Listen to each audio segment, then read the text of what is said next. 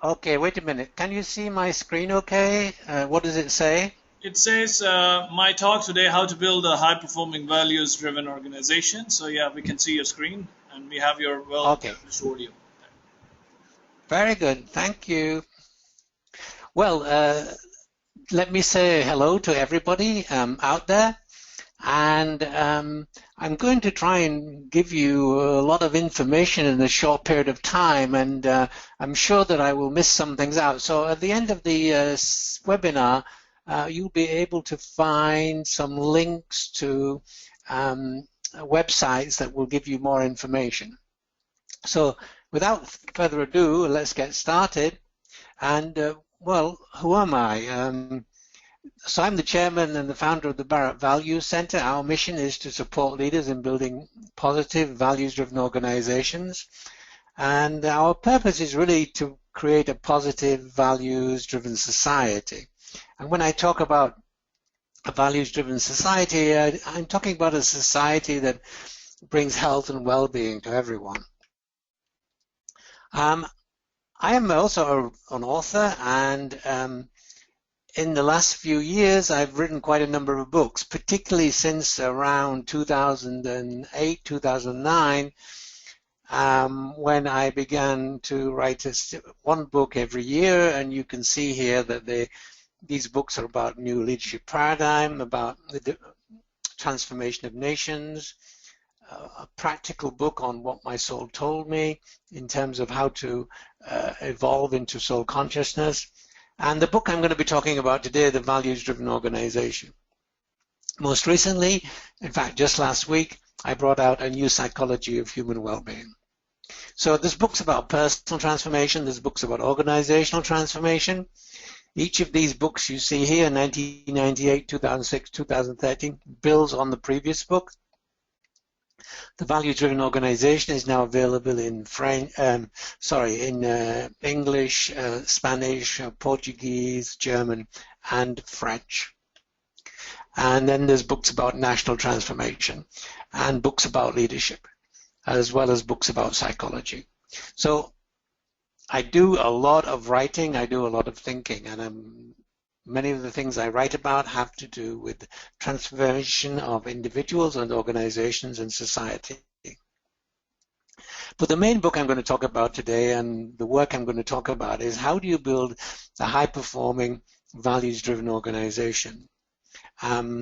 This is a book that I wrote about 3 or 4 years ago, and as I said, has been translated into many languages.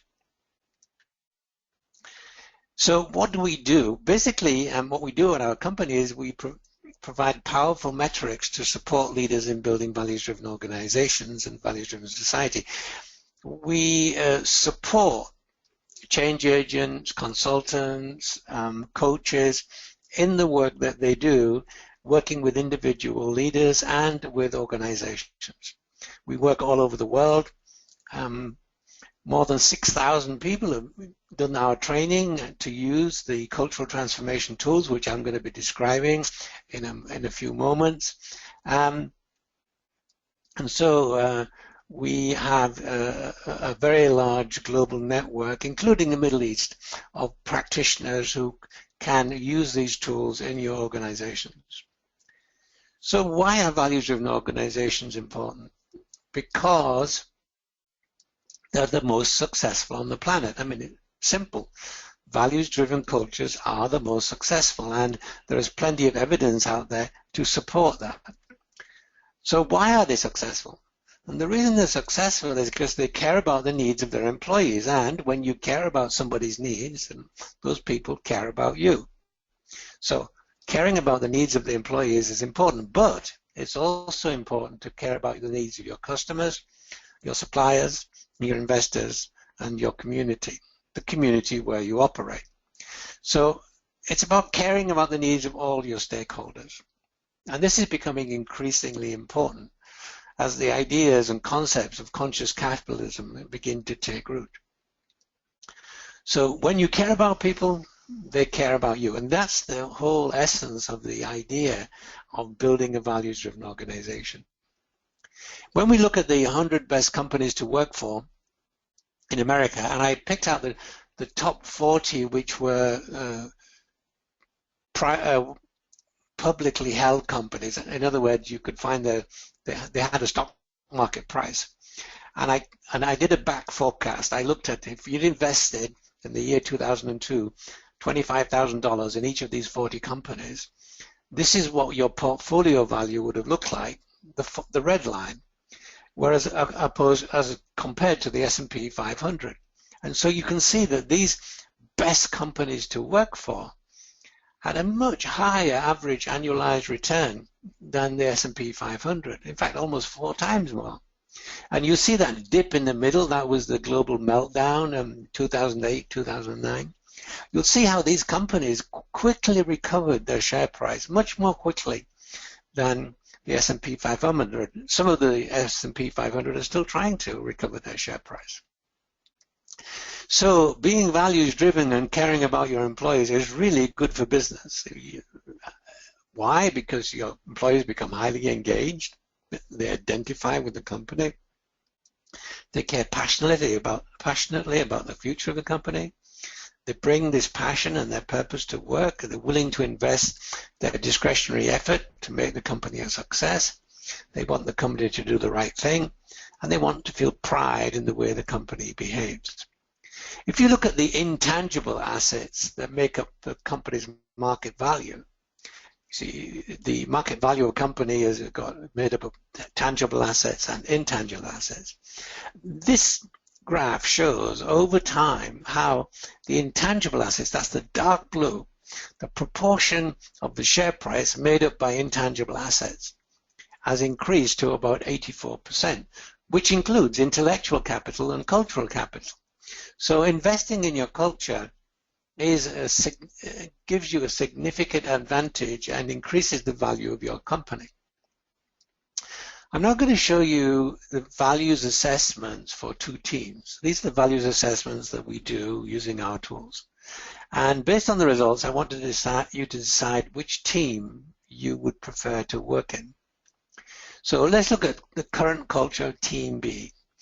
You'll see a list of words, and every one of those words belongs to a level of consciousness, which is this diagram above. You see there are 7 levels to this consciousness, the lower levels and the higher levels. I'll explain that more in a moment. You'll also see that there is a dark blue dot and a white dot.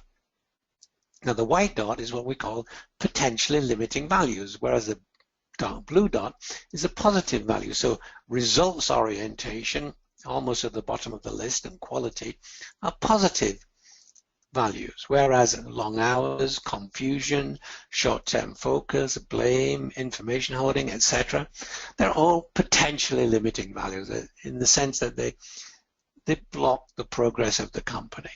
So one of the concepts I want you to get a hold of here is that every value belongs to a level of consciousness. And we start at the lower levels of consciousness and we move to the higher levels of consciousness.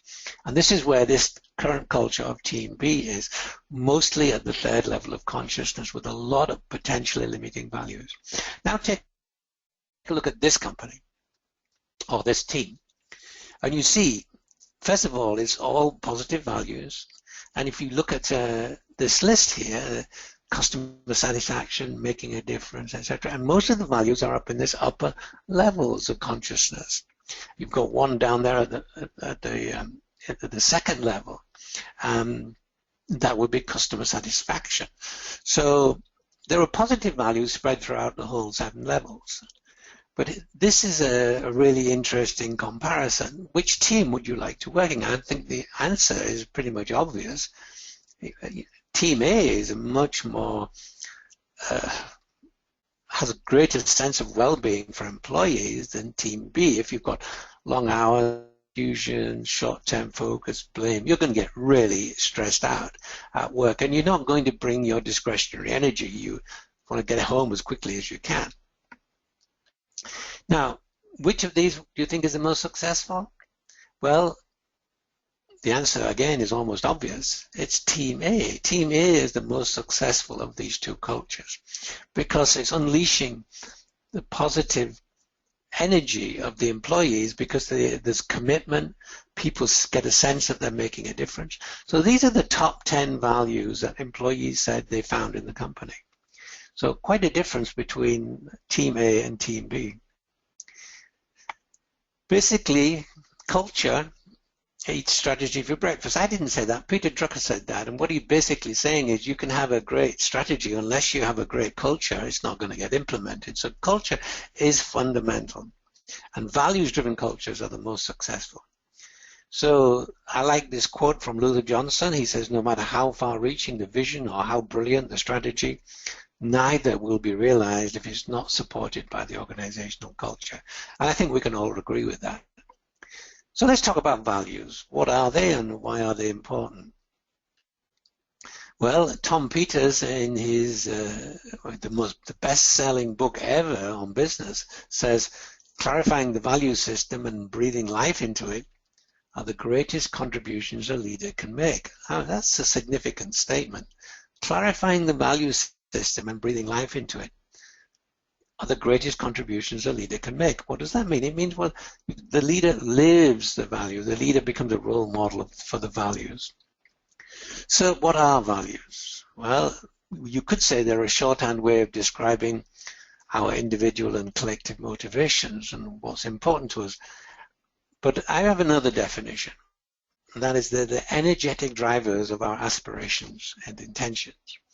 There's a lot of energy behind your values, because whatever your values are is really what motivates you. Our needs are a reflection of our values. Whatever we need is what we value, and what we need is what motivates. So our values are very much connected to our aspirations. But you can have positive and potentially limiting values. We saw that with the two different examples.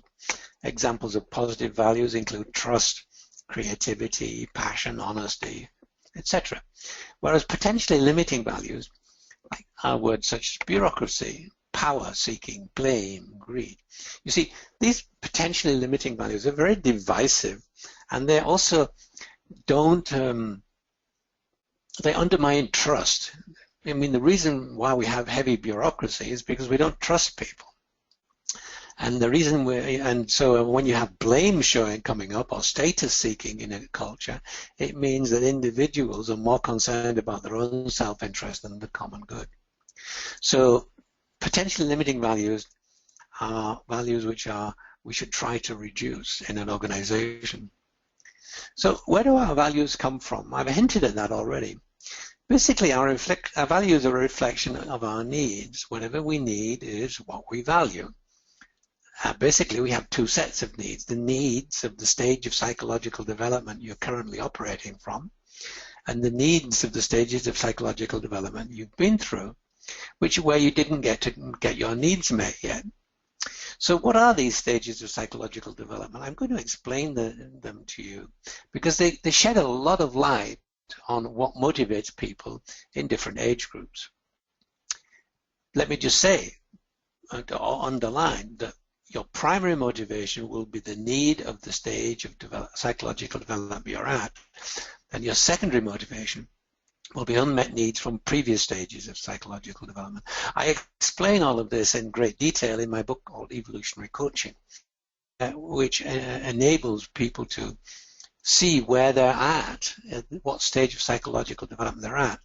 And this is very useful for coaches because it enables them to have a framework where they can see where the leader is in his personal journey. So, as I say here, this is not a book about coaching per se. It's about the framework of human development that coaches need to be familiar with to facilitate the emergence of their client's potential. So, what are these stages of psychological development and why are they important? Well, you'll recognize them as we go through them. Everybody is on this journey of psychological development, and there are 7 stages.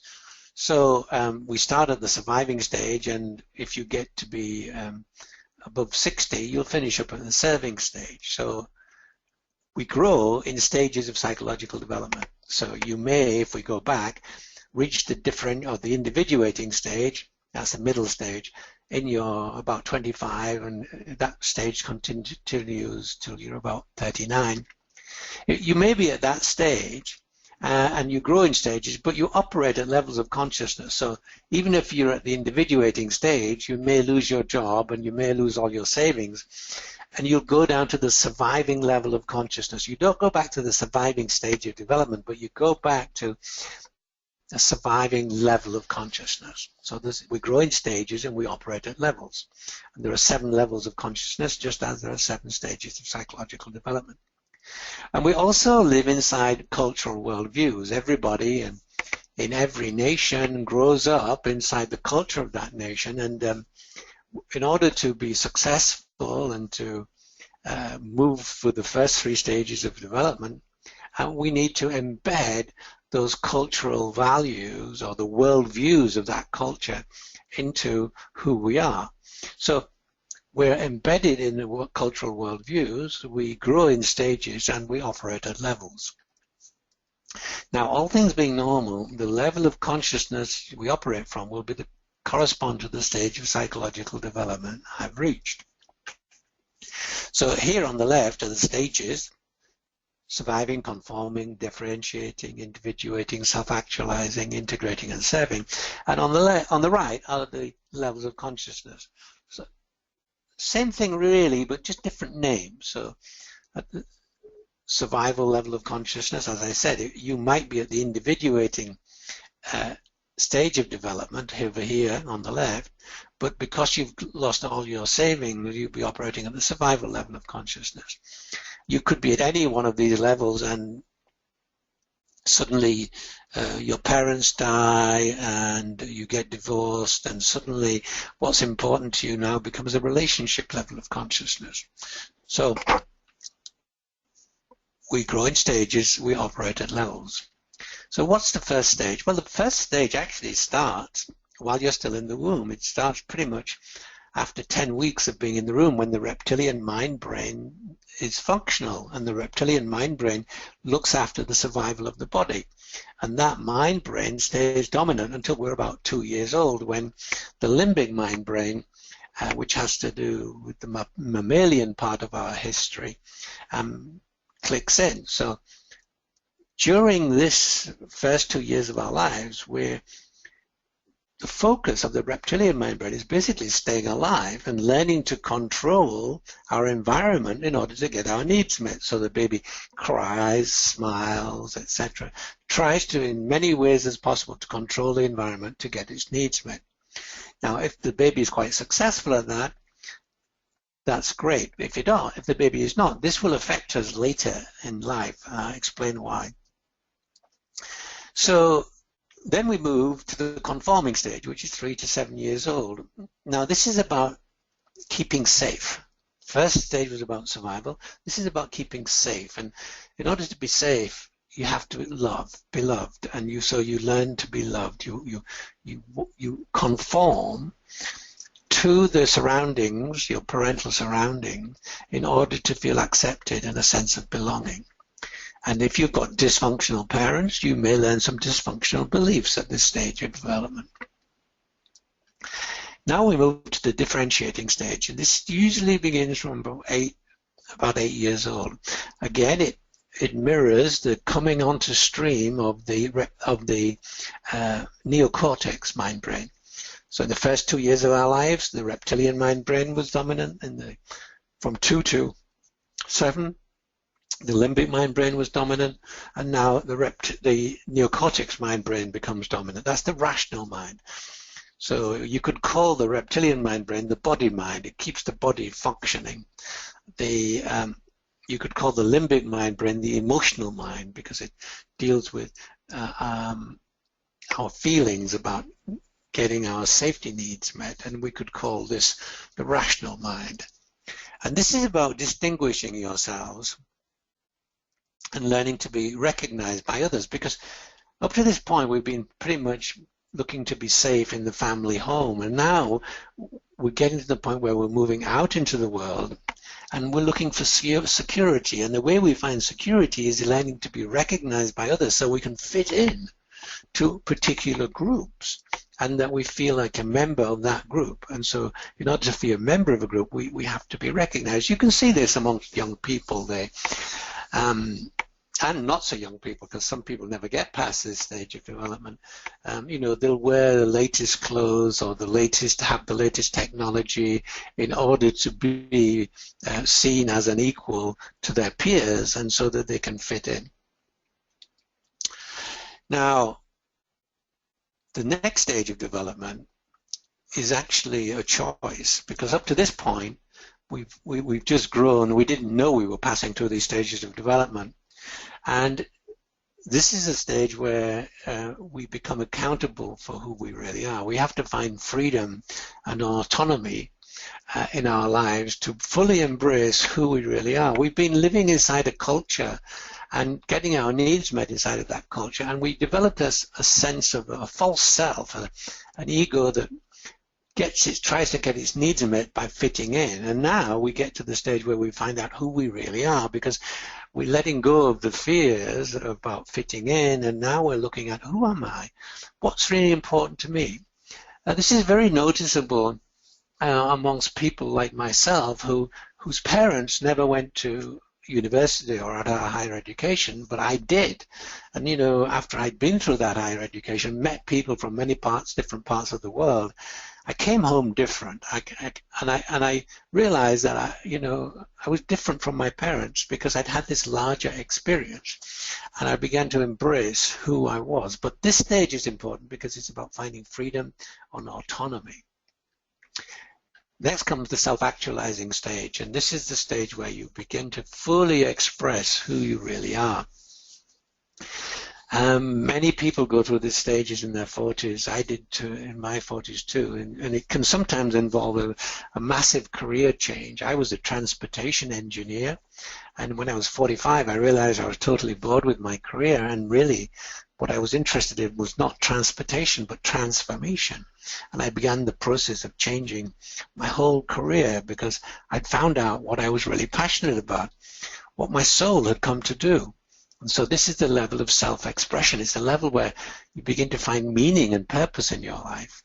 And from that point on, you want to do work that brings you meaning. And in order to do that, you move to the next stage, the 50s, where you're able to connect with other people in order to give your gift, in order to be out in the world doing what you love to do. Now, the important point here is if you can't connect with other people, you can't give your gift. So emotional intelligence becomes really important at this stage of development. I mean, it's important earlier, but it becomes absolutely necessary. If you want to make a difference in the world, by living your purpose, you have to be able to connect. And then comes the last stage, 60 plus, where really all you're interested in is making a contribution. You want to satisfy your desire to serve the greater good. So these are the 7 stages of development. And so depending on what stage your employees are at, they will have different needs. So if they are at a different stage of development, they would have different needs. But what we're talking about here is we're talking about adults, so we're not talking about babies. So what we're talking about here are the levels of consciousness. So if you're operating from the surviving level of consciousness and you're working in an organization, you want a safe working environment and pay and benefits that's sufficient to take care of your family. If you're at the relationship level, you are looking for opportunities to work in a congenial atmosphere with people who care and respect each other. If you're operating at the self-esteem level, you're looking for opportunities to grow professionally with support and feedback. If you're at the transformation level, you're looking for challenges in order to be accountable for projects and processes. You want autonomy. At the next level, you're looking for opportunities for personal growth and development to support you in living your life purpose, and you want work that gives your life a meaning. And the next level, to leverage that meaning by collaborating with others, like-minded individuals. And at the last stage, you want to make a contribution to humanity. So those are the 7 levels of consciousness. And so I developed this model and made it into a tool for measuring the values of organizations so we could map the consciousness of organizations. And I'm going to show you now how we do that and give you some examples. Now, in order to use these tools, you have to do a training. I'll tell you more about that later. But these tools are used all over the world. So I began with the idea of Maslow's hierarchy of needs. He said there are certain needs which are deficiency needs, which are basically those first three levels I talked about: surviving, safety, and self-esteem, or surviving, safety, and security. And we need, if we can't get those needs met, then we feel anxious and fearful. But once we've got those needs met, we can focus on our growth needs, and those are the upper levels of consciousness. And when we are successful in satisfying our growth needs, we want more of that because it brings more meaning and joy to our lives. So I took Maslow's model and I moved it into this 7 levels of consciousness model. So I expanded the self-actualization part of Maslow's model. I substituted states of consciousness for a hierarchy of needs, and each state of consciousness is defined by specific values and behaviors. We saw that at the beginning where I showed you organization or team A and team B, that the values are related to the levels of consciousness. So there are 7 levels of personal consciousness. So if I'm operating at the survival level, I'm focused on my health and nutrition and financial stability. If I'm operating at the relationship level, I'm focused on family, friendship, and belonging. If I'm operating the self-esteem, I'm trying to be self-reliant, self-disciplined, have a positive self-image. Now, if I've got any fears, which I learned during the first 3 stages of psychological development, if I've got any fears at the survival level, if as a baby I found it difficult to get my needs met, then I will have some fear-based beliefs, and these will show up as limiting values: greed, corruption, territoriality, violence, etc. At the relationship level, if I had difficulties getting my needs there, I'll grow up with some limiting beliefs, and these will show up later in life as blame, jealousy, judgment, conflict, gossip. And if I had difficulty getting my differentiating needs met, they show up at the self-esteem level of consciousness as arrogance, status, power, glamour, rigidity. And then we get to the transformation level. This is where we let go of these fears of the ego and we begin to become more adaptable. We focus on continuous improvement, and we have the courage to face the fears that are holding us back and holding us down in these lower levels of consciousness. Then we move to the internal cohesion level, which is the finding meaning in existence, where we look for internal alignment, whereas when we begin to find our meaning, we tap into our creativity and passion. We focus more on honesty and trust. Then we get to the making a difference level, where we actualize our meaning and collaborate with others, and we use our intuition and empathy. And at the highest level, we tap into our compassion and humility, and we think about future generations. Just as there are 7 levels of personal consciousness, there are also 7 levels of organizational consciousness. And here they are. So in order to survive, an organization must have financial stability, and focus on shareholder value and organizational growth, employee health and safety. There must be harmonious relationships inside the organization. So you want loyalty, open communication. You also want to bring customer satisfaction. And then you want high-performing systems and processes. So quality becomes important. Best practices become important. Now, if you've got any fear-based beliefs, or the leaders have any fear-based beliefs, then you get difference. You get these limiting values showing up at level 3 would be bureaucracy and complacency and arrogance, and limiting values at level 2 would be about manipulation and blame, and limiting values at level 1 would be control and corruption and greed. And then we move to the continuous renewal and learning. This is where organizations become very adaptable. So people feel empowered.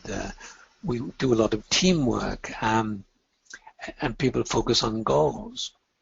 Then comes the building the internal community, a sense of internal cohesion, where we have shared values, a shared vision, a sense of commitment, integrity, and creativity. And then we begin to build strategic alliances and partnerships, and in order to reach out to our stakeholders. And then lastly, we get focused on serving humanity and the planet. And this is issues to do with sustainability. These are the 7 levels of organizational consciousness, and there you see the different words which belong to the different levels. So how do you build a values-driven organization? Well, the first thing is to start with a values survey. We do a cultural values assessment. That's number 1 there. Move to the right, clockwise. Then you share the results and start a dialogue, because the cultural values assessment brings you strategic insights into what's working and not working. So then you talk about these insights and you prioritize which values you want to focus on in the next year and identify the behaviors associated with those values so you can actually measure progress to attaining those values, and develop create a cultural development plan and implement that plan. And the following year, again, you measure the values. So what are you actually measuring? Well, what you're actually measuring is you're asking employees what are their personal values. They pick 10 from a customized list of values for your organization and country. You're asking them to pick 10 values about how their organization operates. Again, they pick 10 from a customized template. And then you're asking them, well, what values and behaviors would you like to see in your organization? So we've got personal values, we've got the current culture, and we've got the desired culture. And then we plot those values. So this is the current culture. Let's say there was 100 employees and 59 of them picked tradition. You see, that's number 1. That was the highest scoring value. It's a potentially limiting value in some companies because tradition can block innovation. And so you see number 1 is on the second level. It's a white dot. It's a potentially limiting value. Diversity, which got 54 votes, is a positive level 4 value. You see number 2 is at level 4. If you look at profit, number 9, it got 36 votes, is at level 1. Open communication, which got 31 votes, is a relationship level. So here you see what we're doing is we're plotting the top 10 values of this 100 employees onto this model to see what levels of consciousness the current culture is operating. Now, there were 100 employees and they all had 10 votes. So what we did was we just plotted the top 10. Now, if we take the 100 employees, all had 10 votes, that's 1,000 votes, we can actually calculate the percentage of votes at different levels. And so we can calculate the percentage of votes for positive values and these potentially limiting values. And there you see that's how we calculate something called cultural entropy. Cultural entropy is the degree of dysfunction in the organization. So this particular organization has 11% cultural entropy, which is really good. Anything around 10% is good. When you get up to 20%, you're beginning to have quite a few cultural problems. At 30%, you've got a lot of leadership issues. At 40%, you really have significant issues because there's so much energy going into these potentially limiting values. So this is quite a good result. So what is cultural entropy? It's the amount of energy that is consumed in an organization doing unnecessary and unproductive work that does not add value. So bureaucracy, for example, would be a good example of a potential limiting value. Hierarchy, you need some hierarchy, you do need some bureaucracy. But when it's excessive, it blocks the potential of the organization. So it's a measure of the conflict and friction and frustration that employees encounter in their day-to-day activities that prevent the organization from operating at its peak performance. So obviously we need to reduce cultural entropy. Cultural entropy is one of the main numbers or the key performance indicators that our clients all over the world use in order to see year to year whether they're improving their culture. So 10% or less means that employees are highly engaged because there's a strong link between cultural entropy and employee engagement. It's an inverse link. So low cultural entropy, high engagement. If you look at the cultural entropy of 41% or more, people are highly disengaged. So here's a graphic that links where we measured in 163 companies in Australia the employee engagement and the level of cultural entropy. And you see there's a relationship between these two. So low entropy equals high engagement, and high entropy equals low engagement. When you start to use this tool, you don't need to use employee engagement surveys anymore because you get much more information from this particular tool than you do get from engagement surveys. So here's a result. This is in the middle there is the current culture of that team I showed you, Team A. And so here's a result. On the left, you've got the top 10 personal values. So we asked people what values we asked employees what values define who you are, and these are the results. Family, 15 people out of 19 indicated family was important to them. Making a difference, 13 people out of 19. And so you see the list of values here. And then we asked them what values you see in the organization, and here you see customer satisfaction came out as number 1. Well, that's brilliant. 13 people out of 19 said customer satisfaction was an important value. Making a difference, 13 people said that was important. Commitment, 10 people said that was in the current culture. These are the values they see in the current culture.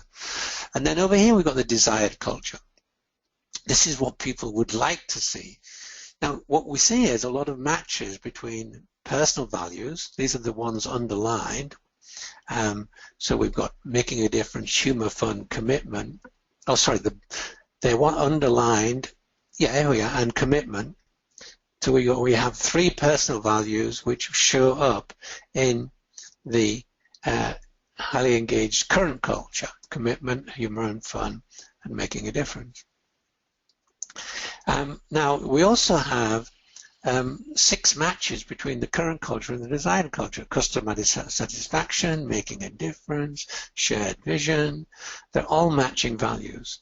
So this is obviously a very aligned company. Now, these blue values are continuous learning and accountability. They show up in the desired culture. They're not in the current culture, but they are in the personal value. So we really need to pay a lot of attention this year implementing the results to focus on continuous learning and accountability, as well as innovation, which is another value that didn't show up in the current culture but now shows up in the desired culture.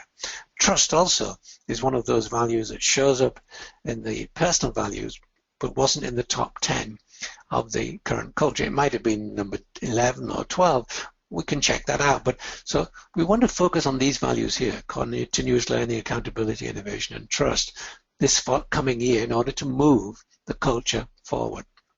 Here are the votes for all of the values, the personal values, and the current culture values, and the desired culture values. And we see that 7%, 2% at level 1, 5% at level 3. 7% of the values were potential limiting. This is extremely good. Anything below 10% creates a high level of employee engagement. So now let's look at the disengaged team. And you see immediately that there are very few matching values, or in fact there are no matching values between the personal and current. And there's actually only one matching value between the current and desired, that's quality. And there's a whole bunch of limiting values here in the current culture: confusion, long hours, short term, blame, etc., etc., etc.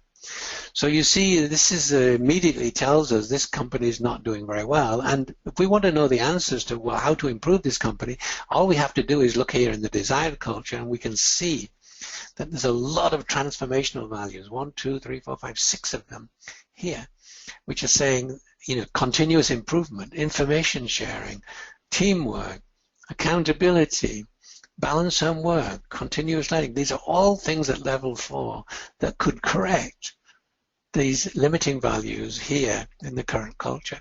And there we have already the employees are telling us exactly what we need to focus on to improve the culture. When we look at the cultural entropy of this team, It's 25% at level 3, 11% at level 2, 11% at level 1. That's 47%. This is at a point where, at this high level of cultural entropy, the company's almost going bankrupt, so it's because there's so much energy going into unproductive activities. So how does cultural entropy arise? Well, cultural entropy is a function of the personal entropy of the current leaders of an organization and the institutional legacy of past leaders as embedded in the structures, systems, policies, and procedures. So what does that mean? It means that personal entropy is the amount of fire-driven energy that a person expresses in his or her day-to-day interactions with the staff. In fact, it's a measure of a lack of person's personal mastery skills. So fear-driven energy arises from conscious or subconscious fear-based beliefs of the ego about that person being able to meet their needs. So cultural entropy is a function of the personal entropy of the leaders. So if you want to transform the organization, guess what? You need to work with the leaders. So that leads us to these 3 mantras. Cultural capital is a new frontier of competitive advantage. Who you are and what your organization stands for is vitally important. You need to focus on the vision, mission, and values. The culture of an organization is a reflection of leadership consciousness. Organizational transformation begins with the personal transformation of the leaders. Begins with leading self. If you want to transform the culture of your organization, you've got to begin with the leaders. Either the leaders change or you change the leaders. And measurement matters. If you can measure it, you can manage it. And that's what I've been talking about today. Culture used to be an intangible. Now it's a tangible. We can measure consciousness, and we can make the evolution of consciousness by mapping values. And that's the gift, really, that these tools bring. Here you can see what we call the leadership values assessment feedback. These are the top 10 values of this particular leader that based on feedback from 27 people. And you see how this is a very strong leader, only 9% personal entropy. And you see that now the cultural assessment is very, very similar. See, it defines the consciousness of the organization. And here's the opposite. This is 14 assessors giving feedback to a particular leader, 64% personal entropy. And on the right, you see the cultural values assessment, which is 38%. So here we see simply that the leader really does create the culture. And if you want a high-performing culture, then you have to work with the leaders. Well, there are ways of measuring personal entropy. You can go to the website and find out more about that later.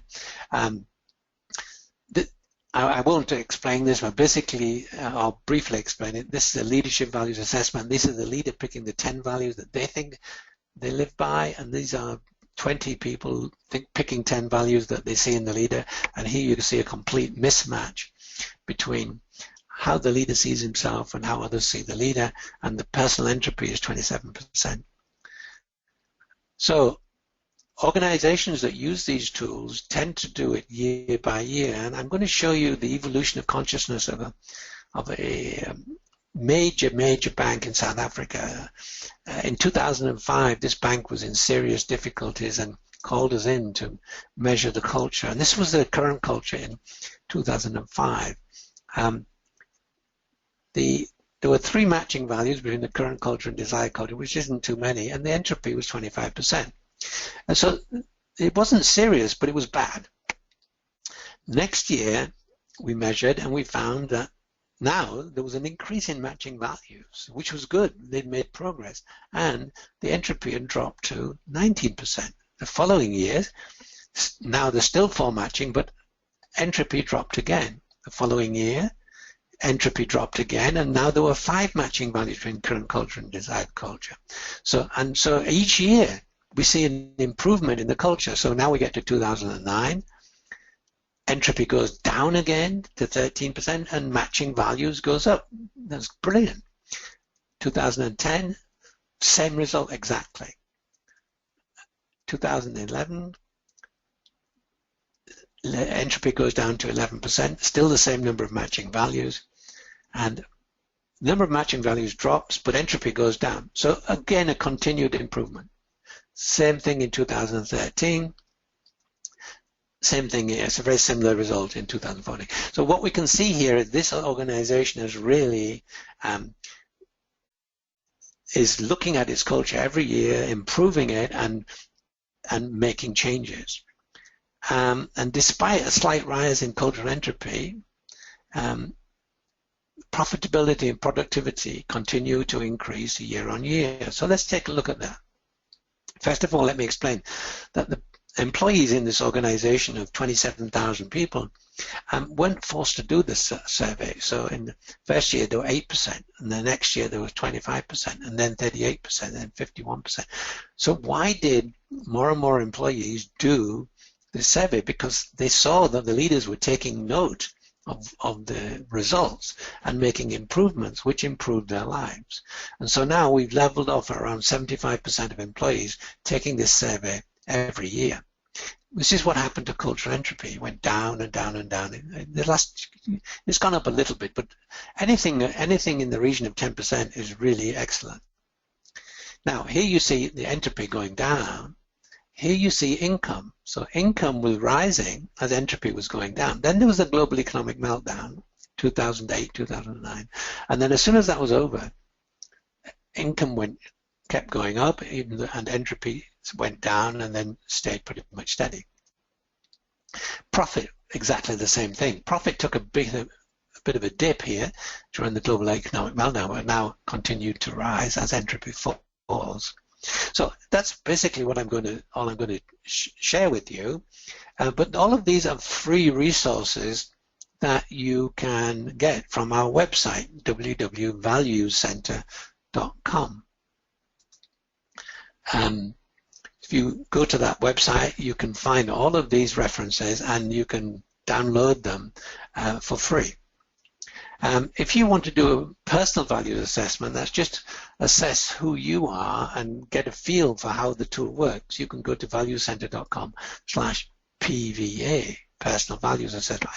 It only takes a couple of minutes and you'll get the results back, and you'll get some insights into who you are.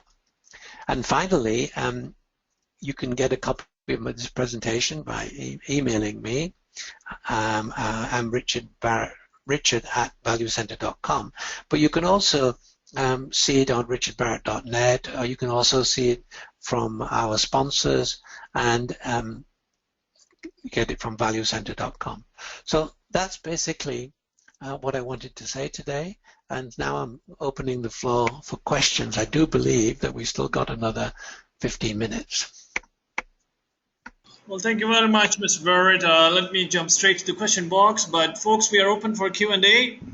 Either you could put in your questions in the question box, or you could raise your hand. There's a hand icon available on the webinar console. So if you click on it, I can give you an opportunity to speak directly with Mr. Barrett. So let me go to the first question posted in the box by Laura Ewing. The question is, could you please explain why customer satisfaction is a lower level value than the others listed for Team A? Why do you correlate levels of consciousness to age and not to the levels of spiritual development? For instance, a religious young person might be already at the service. I mixed two questions. The question was from Laura. Sorry about that. The first one, please explain why customer satisfaction is lower level value than the others listed for Team A. Okay, so Laura is making the assumption that higher is better than lower, and that's not the right assumption. As an organization, you want to be able to operate at all of those levels of consciousness. You need to be able to take care of your survival needs. You need to take care of your relationship needs. You need to take care of your performance needs. And so higher is not better. What you want is a distribution of values going across the full spectrum. Now, customer satisfaction is at level 2 because it's a relationship value to do with getting along with customers. Now, but I don't know whether you noticed, but customer intimacy or customer collaboration is a level 6 value, which because now we're getting to a deeper relationship with our customers. So don't make the mistake that thinking higher is better. No. You've got to build the foundation of the lower, and then move into the higher. Let me give you another example. We often measure the values of not-for-profit organizations who are out there doing good in the world. And as you can expect, in the current culture, all their values are in the top 3 levels. But when you look at the desired culture for those people, these employees, the values that they desire are all in the lower levels, because these organizations are not organized, they're not focused on money, survival at level 1, they're not very good at relationships, and they're not very good at performance, level 3. So my point is that you have to operate at all the levels in order to be successful. Thank you very much, and apologies, I mixed the other question earlier, which was asked by Federico Gray. The question is, why do you correlate the levels of consciousness to age and not to levels of spiritual development? For instance, a religious young person might be already at the service level. Okay, so if I explain all of that in my other books, particularly the evolutionary coaching, if you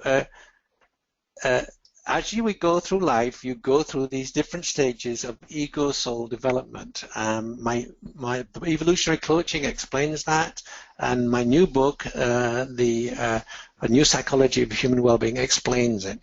So each stage of development is the first 3 stages are the stages of development of the ego.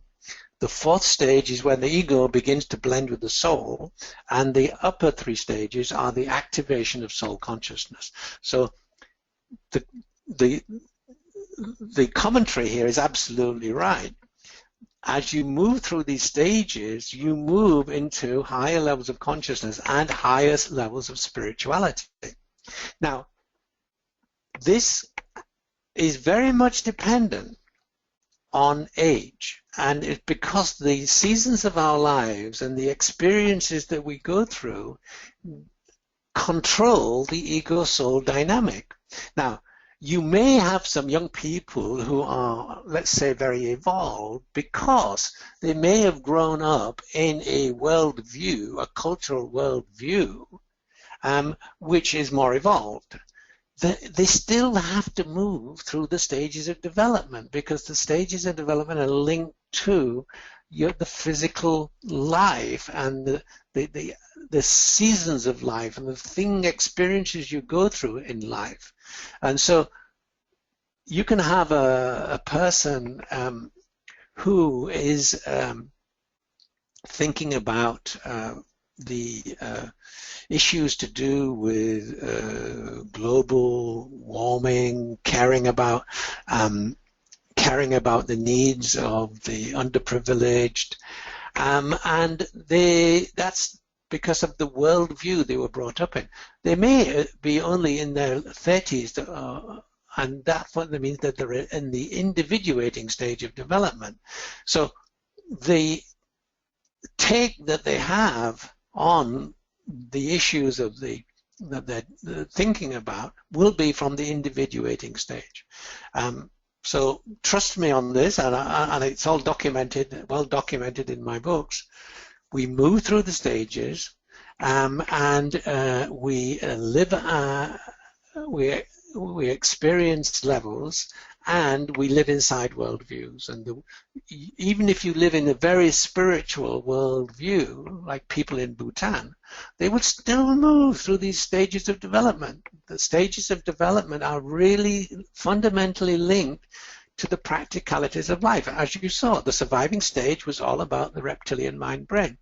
The conforming stage was all about the development of the limbic mind-brain. The differentiating stage is all about the development of the neocortex. The neocortex isn't fully developed till we're 24 or 25 years old. That's why teenagers do stupid things, because their neocortex is not fully developed. And so you can't get away from these seasons of our lives and the stages of development, because they are fundamental to who we are. So, I stress that point.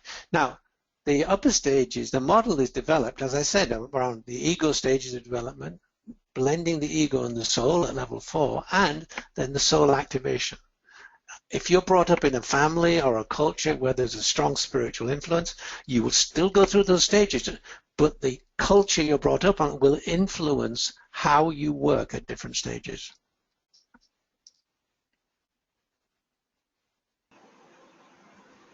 Okay, thank you very much. We have another short one from Felipe Jarrah. Short. The question is, as an individual, what different activities or exercises can I do to fully live my core values? Okay, could we find out how old that person is? Felipe, is it possible to share your age?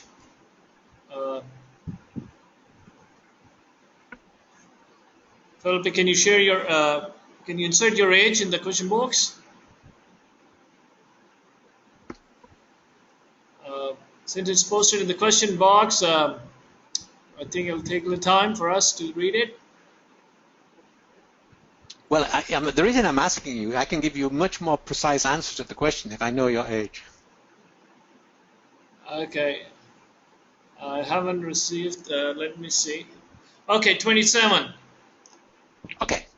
All right. So at 27 years old, you are leaving the differentiating stage and moving into the individuating stage. Now, this is a huge shift. And so this question is very pertinent to your age, because now you're saying to myself, oh, I begin to recognize that I'm more than this material body, and that I'm more than the culture I was brought up in, and I want to find out who I am and dig deeper into my reason for being, and that's what the individuating stage is about. And so what you're looking for at this stage of development is the freedom and autonomy to explore who you really are, and you're looking for opportunities to explore your gifts and talents, because you haven't yet got to the self-actualization stage where you fully embrace your soul gifts and talents. You may have an inkling of what they are, but you haven't got to the stage where you really fully embrace it. You're at the individuating level. Now, so the question you're putting is, well, what are the things I need to focus on?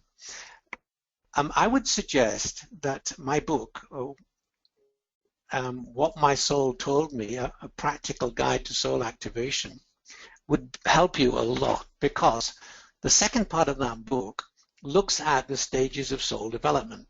And these correspond to stage 4, 5, and 6, and 7 of the model. And so these stages involve connecting with your soul, befriending your soul, trusting your soul, and becoming one with your soul. And in each of those stages, there are specific exercises that you can do to move forward on your spiritual journey.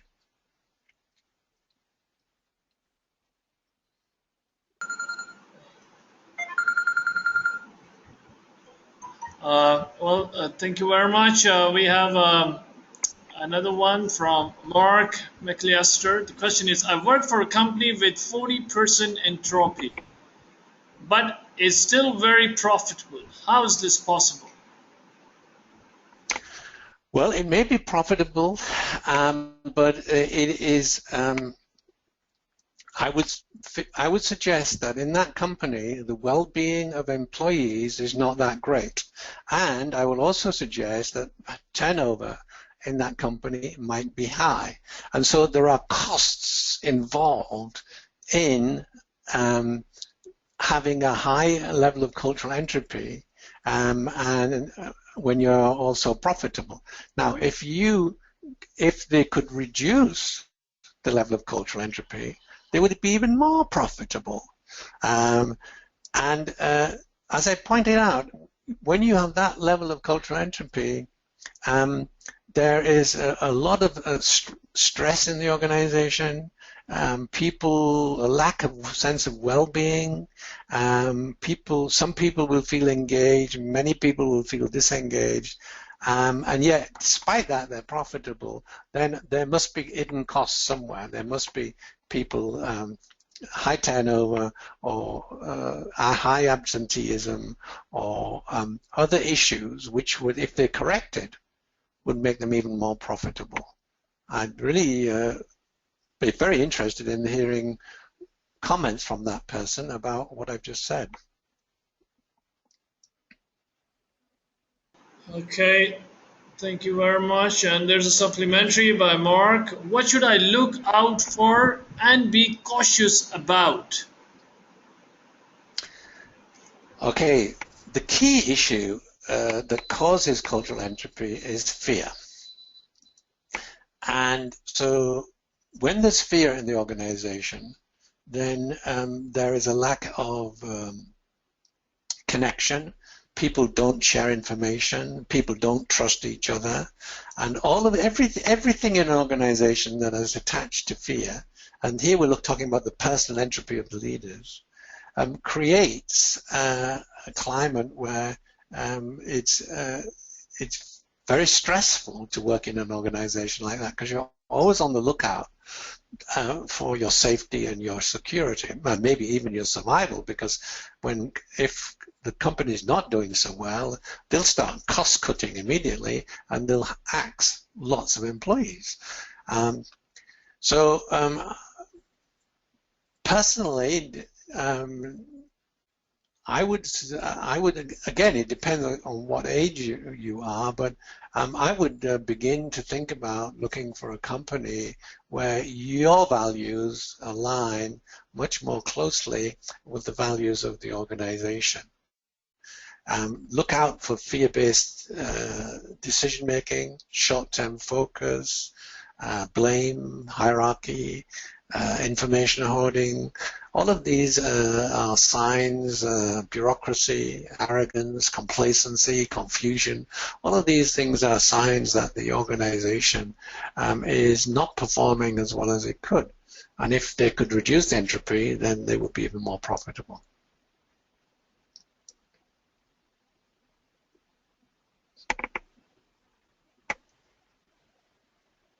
We have another one from Kaitin Walker. The question is, do you find that organizations that deal with a more transient and or younger workforce have a harder time moving past levels 1 to 3 of organizational culture?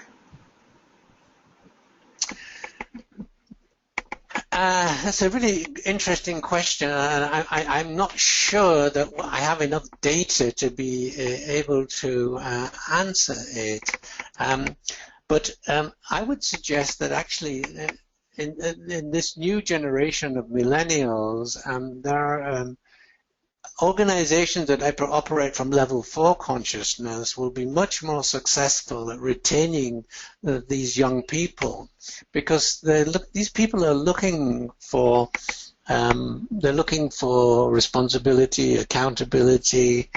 They're a very trusting generation too, and so if you're operating in a culture where 1, 2, 3, where there's limiting values, I mean, there can be positive values at level 1, 2, and 3, but if there are limiting values there, these will undermine trust, and so that generation will find it difficult to work under those conditions, more so than previous generations where a job was much harder to come by and you could put up with a lot more. These young people have grown up in prosperity, many of them.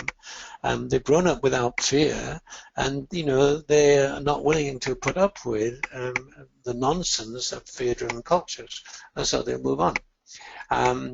So really, in order to retain these people, you need to be operating at least at level 4 consciousness, if not level 5 consciousness.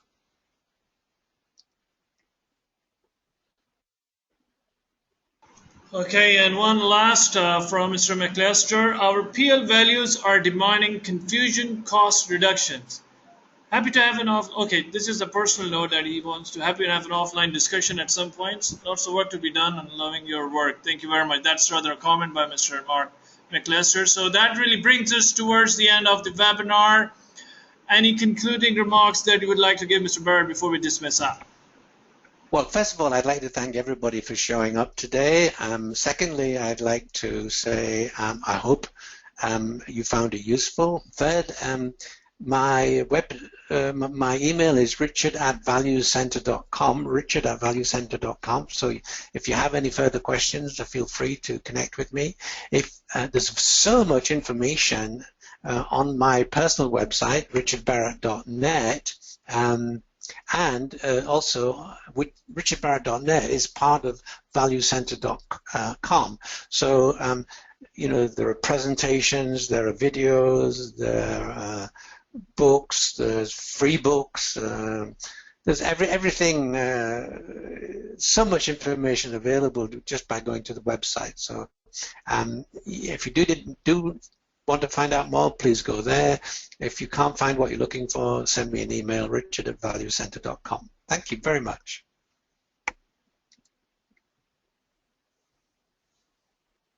Well, thank you very much. I really want to thank you on behalf of the Madinah Institute for Leadership and Entrepreneurship for sharing this valuable information. So I really want to thank you once again, Mr. Barrett. And thank you all of those who participated in this webinar. We are recording it, so please stay tuned to webinar.maya.org to learn about our upcoming webinars or to access the archive section. I've also pasted the link from where you may download the soft copy of the presentation of the webinar that was delivered today. So with that note, I would like to end and conclude this session.